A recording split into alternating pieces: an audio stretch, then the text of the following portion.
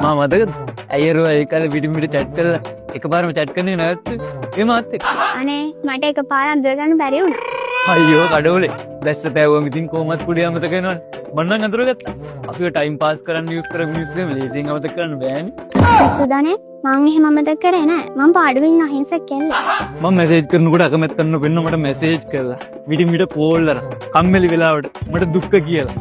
එහෙම නැති වෙලාවට මාව එක දිගට මග ඇරලා මට ඒක දෙන්න පාඩුවේ ඉද්දිත් මට එක එක ඉඟි දීලා මං අහුවේගෙන වගේ එනකොට මාව මග ඇරලා කතා කරන එක නවත්තලා දාපු ඔයා අහිංසකයි ඉන්නම අනේ මේ හොඳ කෙල්ලෙක් කියලා හිතලා මගේ වැඩ සේරම පැත්තක දාලා නානකොට කනකොට බොනකොට හැමතැනම යනකොට සේරම වෙලාවල් වල මැසේජ් කරලා ඔයා මම මග අරිනවා කියලා දෙනකොට මගේ ආත්ම කරුත්තේ සුනකයට දාලා ඔයා වෙනුවෙන් බලාගෙන ඉඳලා හැම වෙලෙම chat එක රීෆ්‍රෙෂ් කර කර බලපු මම කොච්චර අහිංසක කොල්ලෙක්ද එහෙම තමයි ඉතින් chat කරලා ඇති කියලා හිතනම නවත්තනවා.